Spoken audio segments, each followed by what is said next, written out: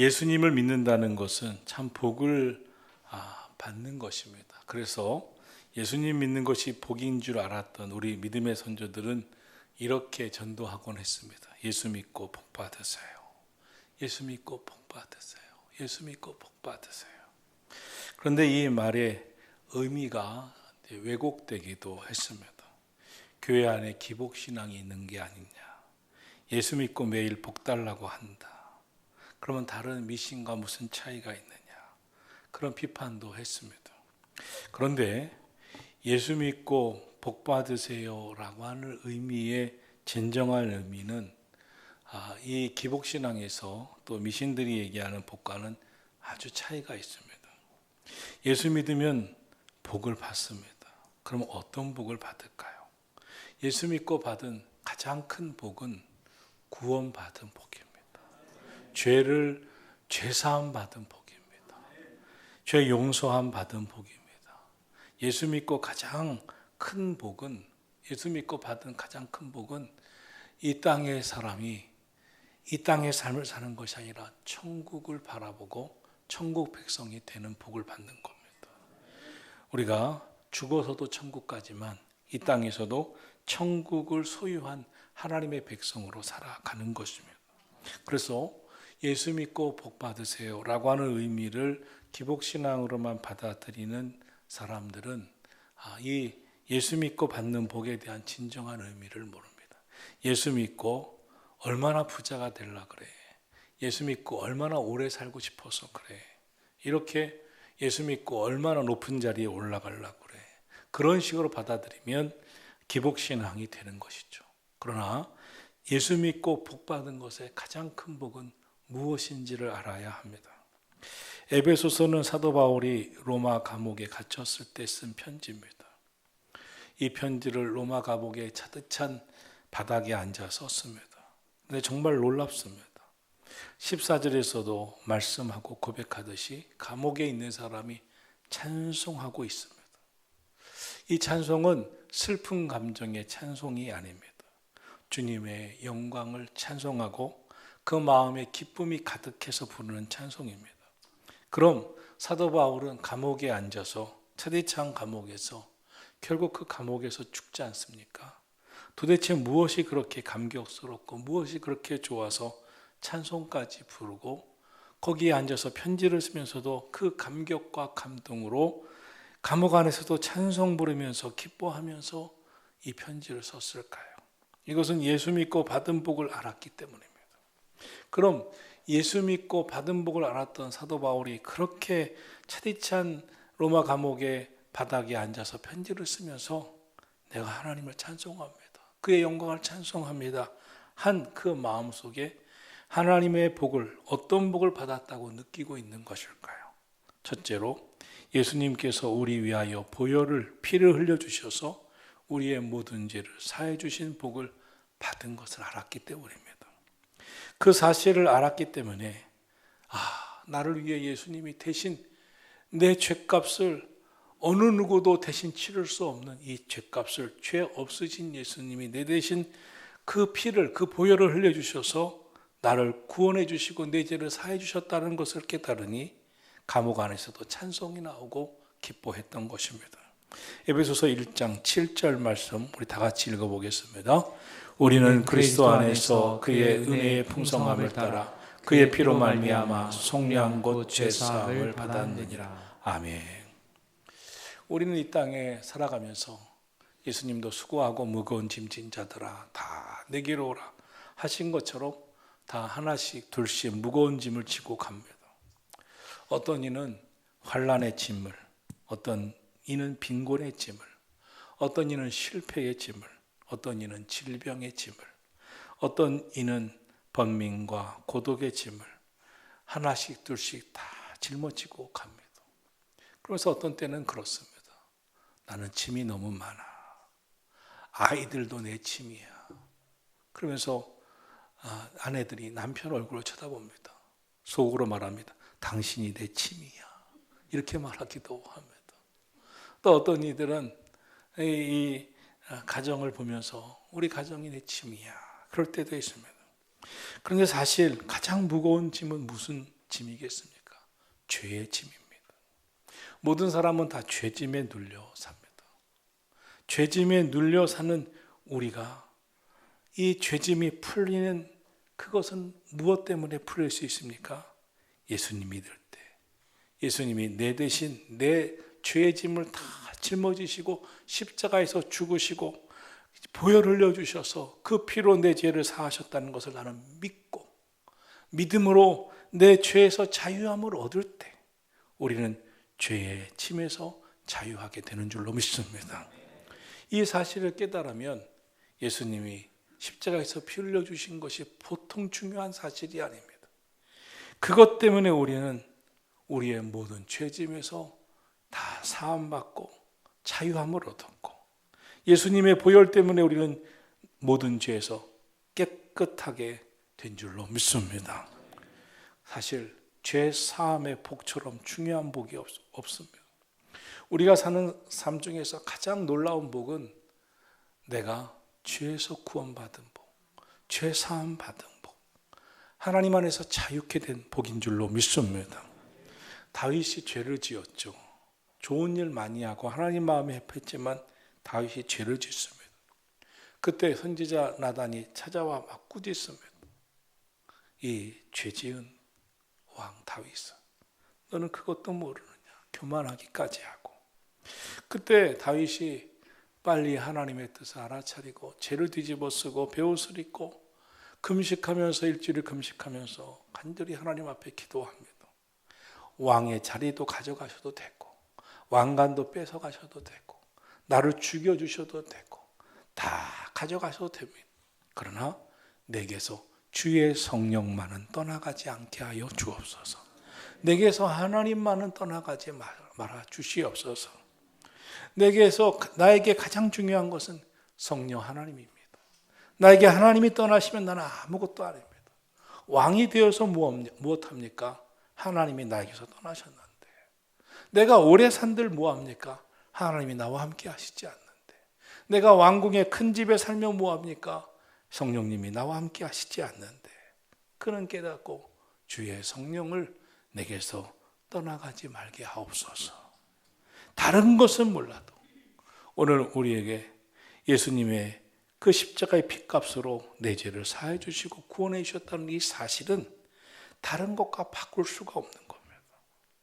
그 보혈의 은혜는 너무나 큰 겁니다. 베드로가 예수님을 3번이나 부인합니다. 통곡하면서 울고 회개합니다. 그런데 예수님이 부활하십니다. 예수님의 부활을 목격합니다. 달려가 예수님의 그 무덤, 부활한 빈 무덤을 확인합니다. 너무나 놀랐습니다.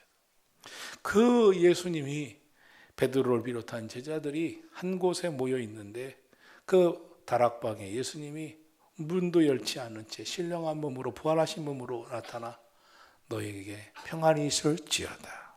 너에게 평안이 있을지어다 하시면서 염려하고 두려워하지 말아라 하면서 부활하신 몸으로 만나 주셨으나 그때 베드로는 너무 신이 났어야 되는데 너무 힘이 났어야 되는데 오히려 다른 제자들에게 나는 고기나 잡으러 갈 것이다 하면서 갈릴리 바다로 갑니다. 그러자 몇몇 제자들은 나도 하며 쫓아갑니다. 베드로가 왜 예수님의 부활을 보고도 나는 고기나 잡으러 갈 거야 하면서 갈릴리 바다로 돌아갔을까요? 예수님이 부활하셨으니 너무 기쁘고 예수님의 부활이 정말 말씀만 약속만이 아니었구나 하는 것을 깨닫고 증거하면서 막 행복해야 될 그 시간에 베드로가 왜 갈릴리 바다로 돌아갔을까요? 용서의 확신이 없었기 때문입니다. 주님이 자기를 여전히 사랑하신다는 확신이 없었기 때문입니다. 받아주신다는 확신이 없었기 때문입니다. 오늘 성경은 우리에게 말씀하고 있습니다. 우리가 주의 피로 말미암아 속량 곧 죄사함을 받았느니라. 이 죄사함, 속죄함보다 더 귀한 복이 어디 있겠어요? 이 죄사함, 속죄함, 예수님의 보혈로 우리의 죄를 사하셨다고 하는 그 사실은 그 보혈을 흘려 우리의 죄를 씻으셨다고 하는 것은 어떤 의미가 있는 것입니까? 하나님이 우리를 용서하셨다. 하나님이 우리를 여전히 사랑하셨다. 예수님이 십자가에서 우리 대신 죄의 짐을 지시고 죄값을 치르기 위하여 피를 흘리신 것은 나는 너희를 여전히 사랑한다. 난 너희를 여전히 용서한다. 나는 택한 너희를 자녀 삼은 너희를 여전히 자녀 삼고 사랑한다는 의미 아닙니까? 그러므로 우리에게 가장 큰 복은 죄 용서함의 복입니다. 하나님의 자녀로 구원해 주신 그 은혜의 복. 우리가 죄 있다고 우리를 내치지 아니하시고, 너는 죄인이라고 버리지 아니하시고, 내 대신 십자가에서 피 흘려 우리의 죄를 담당하신 그 은혜처럼 귀한 게 없는 거예요. 사랑하신 성도 여러분, 그러므로 저와 여러분은 어떤 사람이 된 줄 아세요? 죽어도 복된 자가 됐어요. 죽어도 천국 가는 자가 된 줄로 믿습니다. 천국 문이 활짝 열린 사람이 된 거예요. 예수님의 보혈로 구원받고 속죄함 받고 이 땅에서도 천국을 누리지만 반드시 죽어서 천국 갈 하나님의 자녀가 된 줄로 믿습니다. 그러므로 나는 복이 있는 사람이다. 이것을 깨달았던 바울 사도는 로마 감옥의 차디찬 바닥에서 이 편지를 쓰면서도 막 찬송이 나오는 거예요. 그 바닥이 너무나 힘들어. 하나님 전도하다가 이 꼴이 뭡니까가 아니라 나의 죄를 사하여 십자가에서 내 대신 나의 죄를 사하게 하여 피 흘려주신 그 은혜를 생각하니 너무나 기뻐요. 너무나 감사해요. 너무나 고마워요. 찬송이 나온 줄로 믿습니다. 오늘 여러분이 삶 속에 어떤 때는 내 고난의 짐이 클 것입니다. 가족들이 짐이 된다고 느끼는 순간도 있을 겁니다. 물질의 짐을 지고 가야 될 때도 있을 것입니다. 그때 마음에 한번 열고, 그렇지만 이 세상 어디에서도 얻을 수 없는 구원의 은혜, 죄 사함의 은혜, 하나님의 그 사랑을 나는 받았지. 이 죄의 짐을 주님이 그 보혈로 다 감당하시고 씻어주셨지. 그래서 나는 천국이 활짝 열리는 인생이지. 천국까지 열어주신 하나님이 오늘 나의 인생의 무거운 짐도 해결해 주시지 않을까? 해결해 주시지. 아멘, 아멘. 믿음으로 오늘도 넉넉히 승리하며 살아갈 수 있기를 축원합니다. 둘째로 예수 믿고 구원받고 보니 정말 복을 많이 받았다는 것을 알게 된 것이 있습니다. 우리를 구원하시고 자녀 삼으신 것이 어느 날 우연히 이루어진 것이 아니었다는 겁니다. 모든 것이 하나님의 계획 속에, 예정 속에 있었던 것을 때가 되자 이루어 주신 것이라는 겁니다.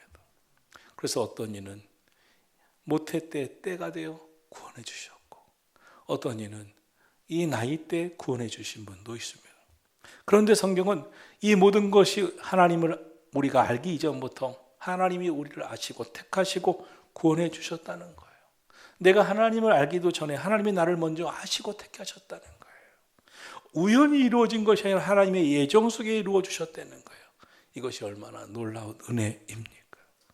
이 구원은 하나님의 뜻 안에 있었어요. 이것을 깨달으면 찬송이 나오고 감사가 나오는 줄로 믿습니다. 이미 하나님이 다 하신다는 거예요. 올해도 몇 번 우리 성도들 중에 몇 분이 그런 말씀을 하러 오셨어요. 목사님, 혹시 이런 뜻이 있으세요? 그래서 제가 말을 안 하지만 이분이 기도하시는 분인가? 제가 생각하고 있는 걸 어떻게 알고 오셨지? 제가 어떻게 날 딱 맞추셨어요? 이렇게 하면 좀 안 될 것 같아서 제가 숨기지만 이분이 좀 영빨이 있으시네 하는 분들이 있어요. 이렇게 오세요. 그러면 네, 같이 기도하시죠 하고 기도하고 잠깐 상담하고 가시는 분들이 있어요. 그런데 그때마다 너무 놀라요. 하나님의 영적으로 통하게 하시는 분들이 있구나. 그런데 성경에 보니까 하나님이 이미 예정 속에 오래전부터 우리를 하나님의 뜻 안에서 구원해 주셨다는 것을 이미 말씀하는 거예요. 하나님이 그러셨구나. 그런 확신이 생기는 것을 보면 하나님과 나는 하나님이 이미 나를 알고 계셨다는 거 얼마나 놀라운 일이에요. 한번 9절 볼까요? 시작. 그 뜻의 비밀을 우리에게 알리신 것이요 그의 기뻐하심을 따라 그리스도 안에서 때가 찬 경륜을 위하여 예정하신 것이니. 11절 12절입니다. 모든 일을 그의 뜻의 결정대로 일하시는 이의 계획을 따라 우리가 예정을 입어 그 안에서 기업이 되었으니 이는 우리가 그리스도 안에서 처음부터 바라던 그의 영광의 찬송이 되게 하려 하심이라. 아멘. 하나님께서 일찍이 계획하심을, 예정하심을 때가 찾아 때가 찬 경륜을 따라 그 예정하신 뜻을 이루어 주셨다는 거예요. 여러분은 한 사람도 빠짐없이 하나님이 택하신 자임을 믿으시기를 축원합니다. 여러분 한 사람도 어떤 형편으로 오셨든지 간에 하나님이 택하셔서 여기 있게 하심을입니다. 하나님이 택하지 않으신 자가 예수님 앞으로 올 자가 없다 그랬어요. 요한복음 6장 44절은 나를 보내신 하나님께서 이끌지 아니하셨다면 아무도 내게 올 자가 없었을 것이다 라고 말씀하셨어요.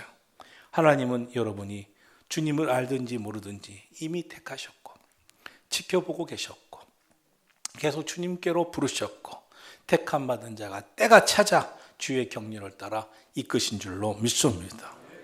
어떤 분은 이렇게 생각하는 분도 있어요.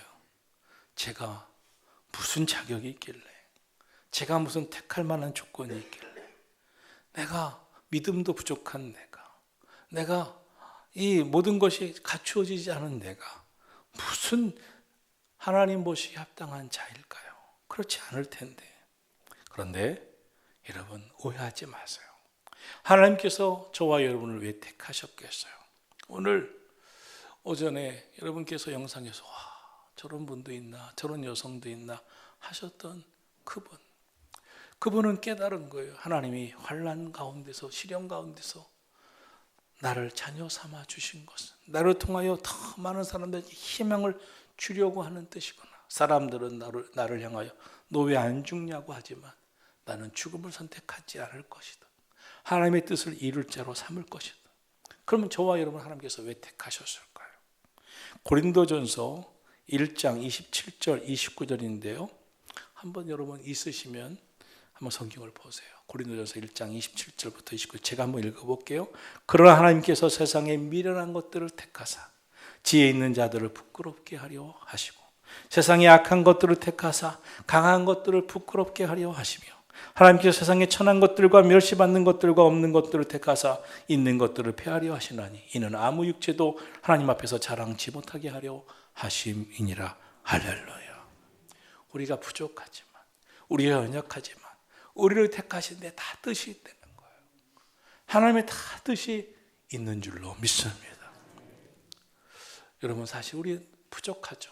그런데 하나님께서 우리를 통하여 영광 받으시고 온 땅에 주의 복음 증거하려 하실 때 하나님께서 우리를 택하신 이유가 있음을 기억하고 주의 뜻을 안에서 구원해 주시고 택해 주신 은혜를 알고 살아가기를 예수님 이름으로 축원합니다. 마지막으로 우리가 복을 받은 것은 오늘 본문에서 성령으로 인침받은 복을 받았다는 거예요. 즉 죄인인 우리 안에 성령님께서 우리 마음에 오셔서 너는 하나님의 자녀야 라고 인쳐주시고 그러니까 낙심하지 마. 오히려 깨어 기도해. 용기 내. 하나님이 너를 자녀 삼으신 것 기억해. 하면서 성령께서 우리 안에 오셔서 내 마음에 오셔서 인쳐주시고 말씀해 주시고 깨닫게 하시고 우리 입에서 찬양이 나오게 하신다는 거예요. 13절 14절 말씀 보겠습니다. 그 안에서 너희도 진리의 말씀 곧 너희의 구원의 복음을 듣고 그 안에서 또한 믿어 약속의 성령으로 인치심을 받았으니 이는 우리 기업의 보증이 되사 얻으신 것을 속량하시고 그의 영광을 찬송하게 하려 하심이라. 아멘. 성령으로 인치셨대요. 너는 하나님의 자녀라 알고 있지? 성령께서 우리 안에 오셔서 깨우치고 계시대요. 그리고 결국 하나님의 영광을 찬송할 자로 우리를 깨닫게 하셨대요. 성령으로 충만한 사람들의 특징이 있습니다. 입에서 자꾸 찬양이 나오는 거예요. 주님을 향한 찬양이 나오는 거예요. 주님의 영광을 찬송하는 마음이 드는 거예요. 왜요? 성령께서 인치셔서 우리 안에 오셔서 그렇게 하게 하시는 거예요. 그래서 성령 충만한 성도들은 자기도 모르게 찬양이 나오는 거예요. 사랑하시는 성도 여러분, 예수 믿으면 얼마나 놀라운 변혁이 일어나는지 모릅니다. 바로 성령 하나님 우리 안에 오셔서 임하셔서 일하시는 거예요. 인치어 주셔서 역사하시는 거예요. 그러므로 우리에게 있었던 낙심을 물리치게 하시고 소망을 갖게 하시고, 나는 형편없는 존재야, 나는 실패할 존재라고 생각했던 나에게 너는 택함 받은 하나님의 자녀야. 예수님의 피로 죄사함 받은 자녀야. 나는 널 포기하지 않았어. 여전히 널 사랑하고 있어. 나는 너를 하나님의 자녀 삼아 주셨어. 이것을 깨닫게 하시고, 그 은혜가 깨달아질 때 막 찬양이 나오게 하시고 감사가 나오게 하시고 믿음으로 살게 하시는 줄로 믿습니다. 여러분, 우리 엄청난 은혜 속에 있는 거 아닙니까? 하나님의 자녀, 택하여 자녀 삼아 주셨어요. 예수님은 이런 나를 대신하여 십자가에서 죽으셔서 죄 사해 주시고 용서해 주셨어요. 이런 우리에게 성령 하나님이 오셔서, 우리 안에 오셔서 우리 가운데서 계속 일하고 계세요. 그러니 나는 결코 혼자가 아니에요. 나는 결코 세상에서 두려워하고 염려하고 절망하고 좌절할 인생이 아니에요. 오늘 주님이 나와 함께 하신다는 믿음 가지고 주님 안에서 믿음으로 살고 기뻐하며 살고 감사하며 살고 찬송하며 살아가기를 예수님의 이름으로 축원합니다. 하나님 감사합니다. 내 안에 오신 주님을 찬양합니다. 기도하겠습니다.